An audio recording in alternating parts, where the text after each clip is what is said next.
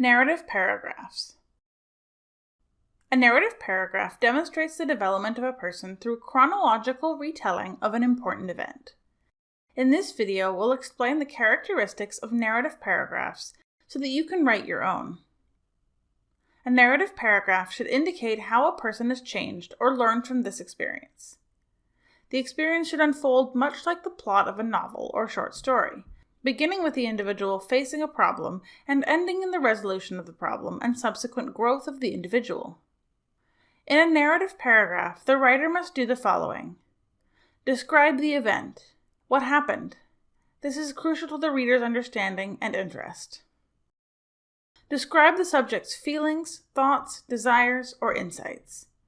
For the reader to see that the individual has transformed, you must present the inner thoughts, etc., before and after the alleged transformation, so that the reader can compare and evaluate the personal growth of the individual on their own.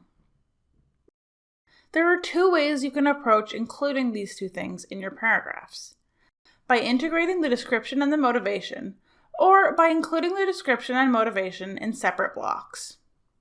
Integrating the description of the event with the person's motivation in the same paragraph is more seamless, but might be confusing with complicated events. Here's an example of this approach. Today, I stepped into a new stage of my life by moving into my own apartment. I'm so excited because I have always lived with roommates, and this will be my first time living alone. I was able to find a great used couch on Facebook Marketplace that I have set up in the living room.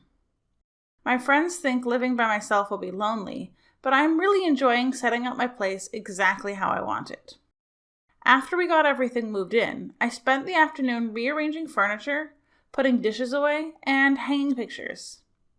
The sections in red, where the narrator talks about moving in, setting up furniture, etc., are the descriptions of the event. This is what happened. The sections in blue, where the narrator talks about feeling excited and enjoying setting up their new space, are the motivation.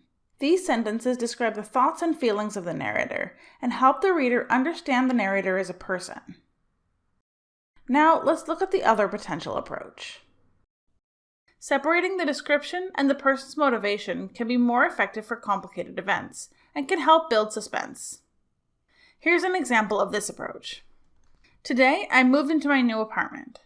We got up at 6 a.m. to load up the truck with all of my stuff and drop it off at my new place. That took most of the morning.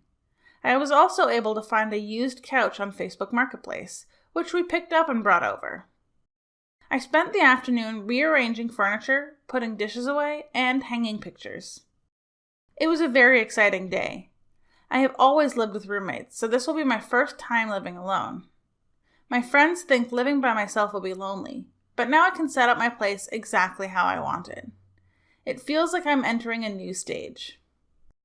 Like with the previous paragraph, the sections in red are the descriptions of the actual event, where the blue sections describe the thoughts and feelings of the narrator, which give the reader a sense of their motivation.